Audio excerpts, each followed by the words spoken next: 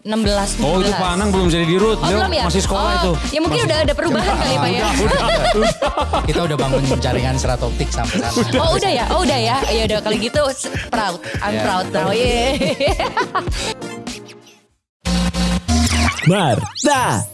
Martabak. Mari cerita tentang bakti.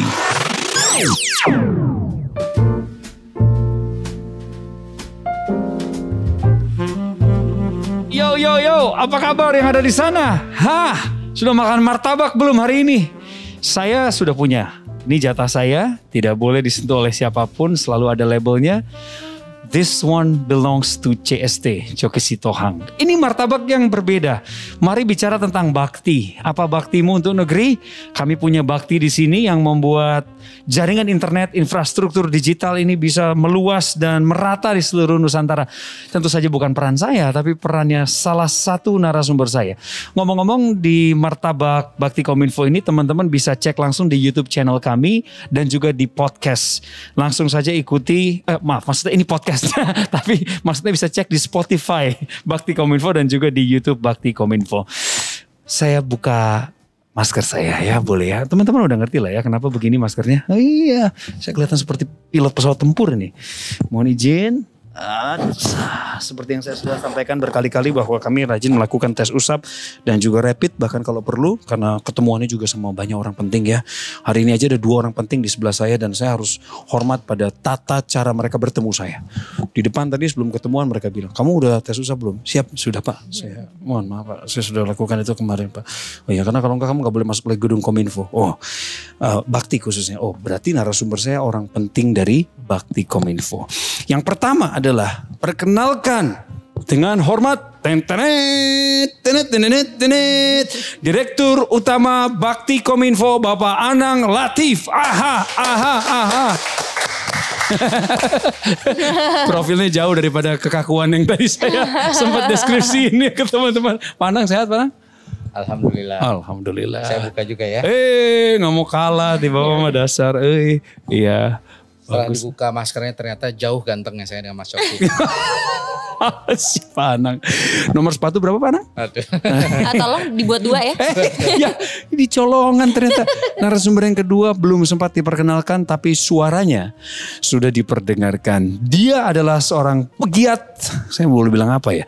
Beliau ini kan memang aktris ya, pembawa acara televisi iya. Juga Putri Indonesia di tahunnya dan saya boleh bilang pegiat lingkungan lah. Dia cinta sekali pada alam. Nadine Chandrawinata. Jadi dari semua predikat itu Nadine kamu paling suka disebut apa? Pejuang lingkungan. Oh bukan pegiat ya? Ya sama aja sebenarnya artinya. Gitu yang ya? penting bicara untuk lingkungan kita. Karena kan lingkungan nggak punya mulut kan? Betul. Kita yang punya mulut. Dan bukan cuma bicara dia biasanya. Dia bertindak. Turun langsung. Ya harus dong. Berbuat untuk lingkungannya. Bersama-sama lah kita semua. Betul. Seperti Pak Anang juga berbuat untuk lingkungannya. Yes. 1.600 titik di seluruh Nusantara. Ini adalah pekerjaan tidak mudah buat Bakti untuk menyediakan jaringan infrastruktur lewat ketersediaan pemancar sinyal. Betul ya Pak Anang ya? Betul. Tapi 1.600 itu sebenarnya masih sedikit ya? Masih. Jadi kebutuhannya ternyata perlu dibangun 9.000 lagi. Walah. Tepatnya 5.113. Jadi sayangnya ternyata masih banyak saudara-saudara kita ya yang kemarin pas pandemi itu teriaknya luar biasa kerasnya. Ya. Karena ketika Pak Jokowi meminta masyarakat Indonesia untuk masuk ke normalan baru, eranya normal baru. Betul. Yang namanya belajar dari rumah, kerja dari rumah, ibadah dari rumah, itu hanya bisa terlaksana kalau ada sinyalnya. Benar. Nah ternyata masih banyak saudara-saudara kita yang harus naik pohon, harus naik bukit ya. Bahkan harus buat tiang kerekan ya. Untuk handphonenya masuk sinyal setelah ada suaranya, betul. Dia turunkan lagi, dia periksa misalnya. Itu sebuah fakta yang menurut saya ketidakadilan ya. Kita yang terjadi di mata kita yang perlu kita tuntaskan segera. Benar Pak, ini sih saya pikir adalah wujud daripada sila kelima Pak ya. Keadilan sosial bagi seluruh rakyat Indonesia. Tapi 9.000 yang Bapak bilang itu istilahnya pemerintah masih berhutang 9.000 lagi pada masyarakat, itu Bapak ditarget sampai kapan bisa bangun 9.000 itu Pak? Ya, itu banyak sekali loh 9.000. Mas Coki ini lebih Pancasila pada saya. Sampai sila kelima. Jadi gini, sebenarnya semula sebelum ada pandemi ini rencana kita akan selesaikan 2024. Iya. Ya, rencana 2024. Kenapa kita membutuhkan waktu lama? Kebenaran yang lokasi yang nggak kebagian sinyal ini, yang katakanlah operator tidak hadir ke sana, lebih dikarenakan pertama karena geografinya sulit banget deh. Oke. Kadang-kadang harus ke atas gunung ya hanya untuk memasang sinyal. Kadang-kadang harus membawa sedemikian banyak material yang harus membangun tower itu kan besinya aja hampir lebih dari 10 ton ya. Tapi kendaraan di sana harus pakai pesawat. Nah, harga pesawat pun luar biasa mahalnya. Benar. Itu pun nanti setelah operasi kalau terjadi kerusakan harus kembali lagi, sehingga secara bisnis mereka katakanlah nggak untung lah kalau mereka harus bangun sinyal atau menara di situ. Nah, disinilah PR yang sulit tadi. Kalau ujian nih ya, ini soal-soal ICI biasanya tinggalkan terakhir.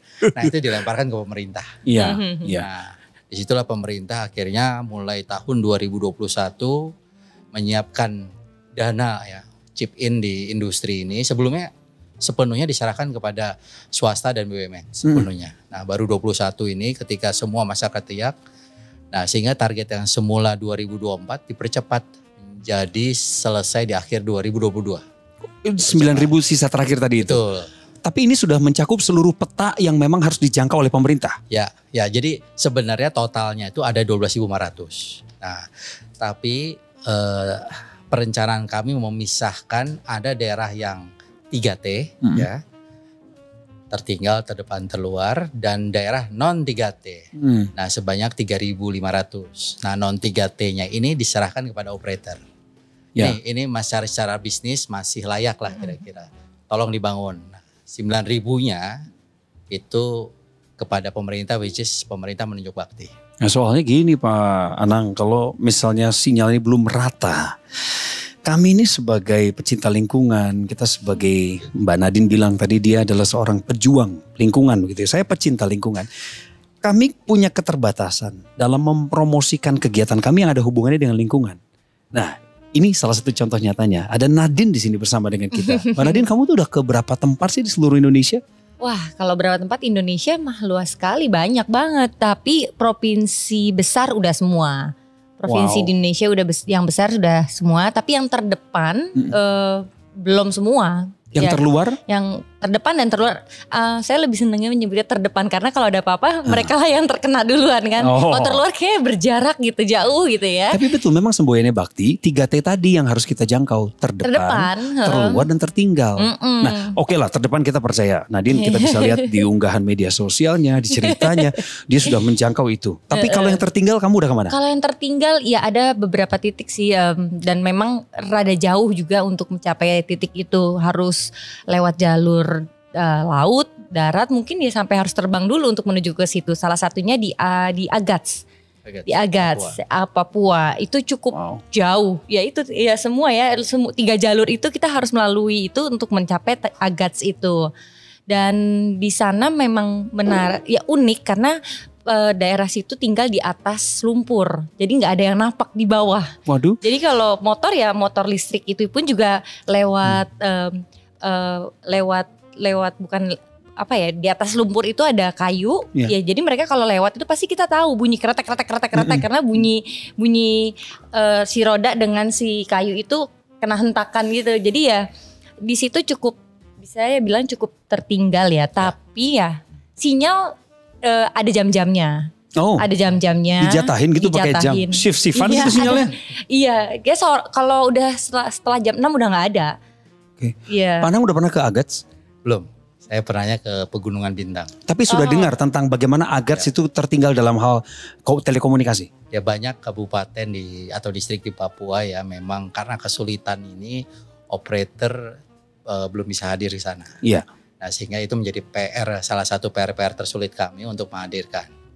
Nah, itu Agats tujuanmu Mbak Nadine ngapain ke sana? Melihat keindahan yang ada di sana, sumber daya alamnya sama culture-nya. Ceritain dong apa tentang, indahnya? ukiran dari Papua yang mungkin kita pernah lihat bahwa ukiran dari suku Asmat tidak ada yang sama karena memang si pemahatnya punya dapat ilham atau dia punya imajinasi sendiri dan dia tuangkan, dan itu sebagian besar cerita tentang hasil karya itu tentang kehidupan pribadinya. Jadi tentang kelahiran, tentang kematian, tentang bercocok tanamnya, tentang dapurnya. Jadi kesana memang ingin melihat di sana saya kesana udah 2 kali kesana. Pertama untuk festival, kedua memang karena kecintaan saya sama tempat itu, dan itu tempat spiritual menurut saya. Jadi kayaknya ini sesuatu yang menarik gitu karena memang mereka berjuang untuk hidup dan mereka juga punya adat, punya kepercayaan akan lingkungannya yang sangat tinggi. Seperti saat mereka ingin ingin menebang pohon, mereka pun juga punya ritual sendiri. Jadi dan ritual itu saya ikutin kayak mereka doain dulu pohonnya, izin dulu, kemudian setelah ditebang mereka bilang terima kasih karena pohon-pohon itu yang membuat mereka bisa bertahan hidup sampai beranak pinak. Itu karya seni. Seni. Kalau keindahannya seperti apa? Kalau indahnya luar biasa. Ada gunung atau laut? Kalau laut pasti ada. Gunung harus berlayar lagi, harus rada jauh dari situ. Jadi ada kesan tersendiri dari seorang Nadine Chandrawinata sampai 2 kali datang ke sana. Yang pertama adalah memang ingin melihat langsung, yang kedua undangan untuk festival. Yes, betul. Nah, selama kamu ke sana kunjungan itu semua didokumentasikan dengan baik? Ya, video, foto saat itu tapi tidak langsung diposting. Tidak. Karena sinyal tadi. Karena sinyal sama memang juga ingin menikmati yang ada di sana. Karena memang terkadang kita harus sadar juga ya bahwa ada positif dan negatifnya dari teknologi yang tinggi. Karena memang kita saking serunya kita suka melewatkan hal yang indah. Betul. Yang nggak bisa terulang lagi. Jadi alangkah baiknya kita berhenti dulu, kita dokumentasiin dulu, tapi tidak harus terfokus dengan apa yang kita dokumentasikan. Bisa nanti malah lebih rapi kan ya Pak Anang ya. Semua dijahit, diedit dengan baik gitu dan pesannya pun jadi lebih kuat lagi. Dan menurutku mungkin kalau ada kebutuhan yang urgent di sana, itu yang mungkin harus dipikirkan ulang bagaimana untuk mendapatkan bala bantuan dengan cepat. Bala bantuan, Jangan kaget begitu dong. Saya tuh emosi loh nih. Saya emosi ini udah 2 kali jatuh hari ini. Artinya harus pindah deh bolpennya ke saya tuh. Maaf, kamu minum aja nih. Iya benar. Jadi bala bantuan tadi maksudnya dalam kesehatan. Kesehatan, iya karena memang di sana paling tinggi adalah kena sakit itu nyamuk Pak. TBC, karena kesehatan, malaria, terus penyakit kulit karena memang tinggalnya di atas lumpur, kurang air bersih. Nah, bala bantuan itu baru bisa datang Pak Anang ketika telekomunikasinya memang sudah dibangun. Sekali lagi kita bicara mengenai bagaimana masyarakat dapat mengakses layanan internet, layanan komunikasi dengan baik. Nah, saya mau ke Pak Anang sekarang bicara mengenai ketika pemerintah saat ini di masa pandemi. Semua kegiatan dialihkan, hampir semua lah ya, nggak semua tapi hampir semua kegiatan itu dialihkan ke daring. Maka ini jadi primadona. Ya kan, daring menjadi sebuah bisnis primadona di masa pandemi dan ke depannya juga. Bagaimana Bakti menyiapkan kesesuaian Pak antara infrastruktur dengan harga jangkauan pelayanannya? Ini hitungannya bagaimana sih Pak kalau boleh dibagikan ke kami? Ya, jadi ini nih pandemi ini ternyata khususnya untuk penggunaan daring ini memberikan, saya pikir PR berat ya buat kami ya. Jadi banyak ekspektasi, perhitungan-perhitungan awal itu akhirnya bubar. Hanya gara-gara yang dulu kita nggak ekspektasi ya, masyarakat itu beralih ke daring bahkan ke video. Nah video ini kan kalau di kuota ini kan paling boros ya menghabiskan kuota. Benar. Kapasitas jadi penuh. Jadi banyak lokasi-lokasi kami yang semula baik-baik saja tapi ketika semua orang video call pakai Zoom semua, nah ini beban traffic dari BTS itu jadi tinggi. Sehingga internet dampaknya jadi lelet. Nah ketika internet jadi lelet mulai teriak lagi. Oh internetnya lelet gitu. Nah ini sebuah karena lokasi-lokasi tersebut itu ya karena lokasinya terpencil, kalau maaf ya saya berbicara teknis ya, teknologi pilihannya tuh terpaksa pakai satelit. Ya, ditembak dulu ke sebuah ketinggian di atas Indonesia 36.000 kilometer. Tembak lagi ke bumi. Nah itu biayanya ternyata nggak murah, ya, nggak murah. Itu kenapa kita tidak bisa menyiapkan sebuah kualitas sinyal seperti kita yang ada di kota. Kalau kita di kota kan ibaratnya setiap jaringannya terhubung dengan namanya serat optik ya. Betul. Itu serat optik itu kalau kita langganan internet pakai serat optik di rumah itu kan wow mewah banget, cepet banget ya. Nah di sana nggak bisa. Terpaksa pilihannya harus pakai satelit. Ya satelit itu mahal juga ya karena tembak ke atas ruang angkasa kembali juga menyebabkan sinyal sedikit lebih lambat. Nah, jadi ketika bicara sebuah harga, nah kalau itu perhitungan normal operator pasti mahal. Mereka akan menerapkan tarif yang lebih mahal dibandingkan yang layanan reguler seperti di kota-kota. Nah itu kenapa pemerintah akhirnya memberikan subsidi kepada mereka. Ya, jadi biaya transmisinya, transportasi untuk ke satelit lainnya semua pemerintah yang siapkan. Listriknya pun nggak ada di lokasi, kita siapkan solar panel. Jadi listrik yang kita siapkan itu andaikan ya, misalnya terjadi karena solar panel itu kan tenaganya dari sinar matahari ya. Betul. Katakanlah ya terjadi gunung meletus sehingga matahari tertutup oleh debu gitu ya, tidak bisa menyinari. Nah, BTS kami sanggup bertahan hingga 3 hari. Nggak ketemu matahari. Jadi sudah kita antisipasi sedemikian rupa karena kesananya pun kita kadang-kadang butuh 3 hari perjalanan. Nah, bisa bayangkan kalau di kota-kota rata-rata operator cuma bertahan 6 jam listrik dari BTS waktu dulu pernah ada kejadian PLN ya, blackout ya, Jawa itu ya.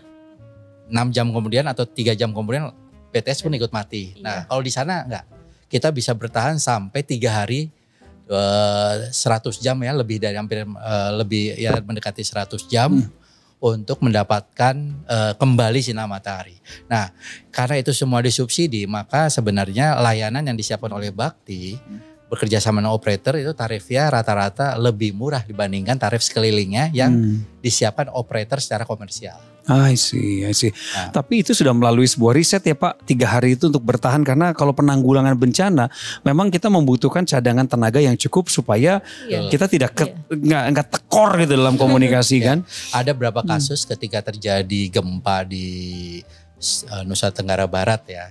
Rata-rata ketika BTS komersial terputus pada saat itu ya. Sehingga sinyalnya pun hilang. Nah, alhamdulillah sinyal Bakti tetap eksis ya karena kita punya cadangan untuk 3 hari ke depan listriknya. Ini hampir semua kegiatan menjadi daring. Apakah itu maksimal untuk seorang pegiat lingkungan seperti Mbak Nadine? Maksudnya sekarang kemana? Jadi kalau begini travelingnya gimana? Apakah virtual travelingnya? Saya mau ke NTT, tiba-tiba saya ada di Kaltara, gimana? Jadi kemarin tuh udah di posisi yang udah lama ya, dari Maret udah nggak pernah keluar, udah di titik ngelihat video-video lama, terus sama video-video di YouTube. Video orang lagi traveling, jadi ya artinya itu udah di titik wah udah kangen nih sama keindahan alam kita. Jadi ya sekarang coba ya diindahkan dulu lah rumah kita yang kita tinggal. Ya itu dengan penghijauan, penghijauan, beberes, terus barang-barang yang memang sudah tidak dipakai diberikan ke orang yang memang butuhkan, terus mungkin untuk saudara, ya lumayan lah banyak dapat hadiah lah dari beberapa bulan ini karena di rumah terus beberes, jadi banyak juga positifnya juga gitu. Salah satunya juga pas awal pandemi karena beberes banyak barang, kita coba lelang barang-barang kita, terus kita alokasikan ke donasi APD. Awal-awal kan memang susah ya APD ya. Jadi memang kebetulan kita punya yayasan namanya Sea Soldier, itu yayasan peduli lingkungan juga, dan Amin udah ada 14 titik dan itu semua bergerak untuk penyebaran APD waktu itu dari bulan Maret. Oh jadi dari pegiat lingkungan luar menjadi pegiat lingkungan dalam rumah ya? Dalam rumah kan bisa juga. Betul, ini prinsip yang bagus sebenarnya. Berapa banyak orang yang berpikir bahwa di masa pandemi ini kita harus membenahi dalam kita gitu. Betul. Bukan hanya outer look. Tapi ngomong-ngomong 8 bulan gak kemana-mana nih? Baru bulan lalu kita keluar rumah akhirnya. Kemarin sempat ke Bali nemenin suami syuting, sama ke Bali lagi untuk bahas tentang jalur rempah di Indonesia. Di mana? Di Bali. Jadi jalur rempah. Jalur rempah. Jadi kita ngambil kita ngangkat cerita tentang budaya Indonesia tapi lewat jalur rempah dari Banda, Makassar, Selayar, kemudian Bali. Nah, saya dapetnya yang di Bali. Nah, daerah lain dibagi-bagi. Itu kan jalurnya dulu distribusi rempah zaman penjajahan ya? Iya betul. Jadi Betul ya? kita kemarin dokumentasiin tentang budaya, tentang si rempah ini. Sempat siaran langsung nggak dari lokasi? Sempat. Story dan lain sebagainya? Kita sempat storyin karena memang si jalur rempah ini kita juga kerjasama dengan Arka Kinari, kapal yang berlayar di luar Indonesia yang mengangkat misi budaya dan juga cerita tentang si Indonesia sendiri sama lagu-lagu Indonesia. Jadi performingnya mereka di atas kapal. Oh keren. Jadi ya Kebayang menurutku itu salah satu yang menarik dan itu harus diangkat tentang kebudayaan itu gitu. Oke. Nah Nadine, apa yang kamu alami di lapangan ketika sulit ketemu sinyal, jaringan internet yang tidak begitu mendukung pekerjaan kamu? Di mana titik yang paling, selain tadi daerah Papua tadi apa namanya? Agats. Agats, oke. Selain Agats, mana tempat yang agak besar dan sudah menjadi destinasi pariwisata tapi jaringannya tidak terlalu bagus. Ini mumpung ada Pak Dirut, ini bisa diberikan masukan dan pertolongan pertama. Hayo lo.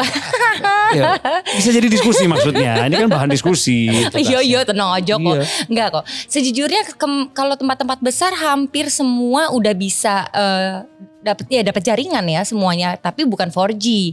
Yang kita dapat foto atau yang pengen langsung di-sharing untuk di-posting itu mungkin ada beberapa yang tidak sampai di titik itu, tapi overall sebenarnya udah bisa ada sinyal untuk yang urgent bisa. Tapi kalau yang pernah kita datengin waktu itu di Maluku Barat Daya itu cukup besar dan udah jadi kota gitu. Pemukimannya cukup tinggi tapi memang masih up and down sinyalnya. Tahun berapa itu? Berapa ya? Tahun berapa? Ngintip dulu berapa?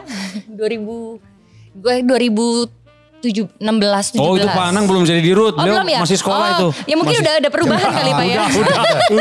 Kita udah bangun jaringan serat optik sampai sana. Udah ya. Ya udah kalau gitu proud. I'm proud now.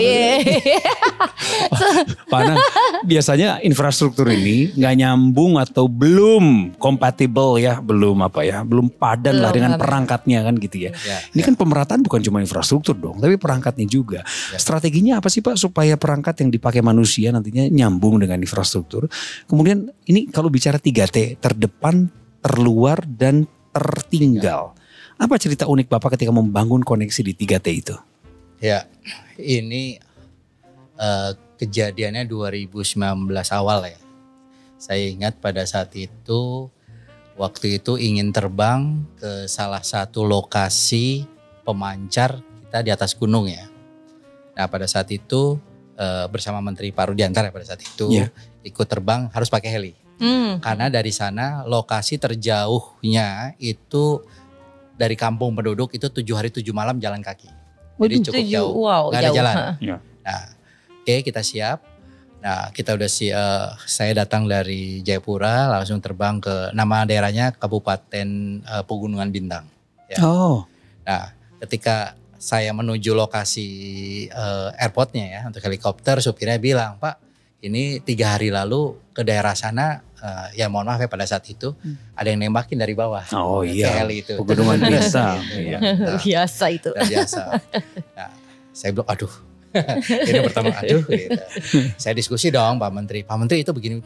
Nah gampang kita buka ini saya Pak, kan kita dilengkapi juga ya kayak face gitu ya. Buka face-nya taruh di pantat gitu, dudukin. Jadi kalau tembak di bawah kita terlindungi ya. Sesimpel itu beliau jawab. Iya. Kalau kita keringetan dengar gitu. Nah itu yang pertama ya. Tapi itu akhirnya alhamdulillah lancar perjalanan. Nah bukan lancar penembakan ya bukan ya? Tidak terjadi. Nah ada yang menarik ya di Papua ya karena ada sekelompok separatis ya. Itu KKB bersenjata pula selalu menghembuskan isu-isu yang tidak baik lah kepada pemerintahan. Contohnya kalau pemerintah ini isu-isu yang beredar ke masyarakat ya. Kalau pemerintah bangun listrik, kalian terima tuh, masyarakat kalian terima. Kenapa listrik bisa buat lampu, bisa nonton TV kita ya. Tapi kalau telekomunikasi masuk, dia bilang gitu, jangan tolak. karena kalian akan dimata-matai. Oh. Isu itu beredar, berembus dengan kuat. Nah, apa yang terjadi? Semua pembangunan yang kita lakukan, ya bukan semua sih, ada beberapa lokasi pembangunan kan biasa kita bangun, kabelnya kita bawa dulu, logistiknya, traktornya kita siapkan, itu dibakar. Oke. Asli dibakar, habis bis-bis hitam. Si sarang, hanya gara-gara isu gitu. Ya, inilah namanya kekuatan dari sebuah narasi. Narasi yang dimainkan oleh orang-orang tertentu demi kepentingan tertentu. Masih asik kan obrolannya? Tahan sebentar Pak, ganti baterai dulu Pak. Ganti baterai. Martabak. Kira-kira 6 anak kecil ya, teriak ngeliatin kita kan, kita kan ya biasalah habis riding belusukan, tiba-tiba sama-sama corona. Maksudnya? Maksudnya dia bilang kita bahwa ini corona datang. Oh, karena dari Jadi kota kita dari kota, Iya. kita dianggap sebagai carrier ya corona.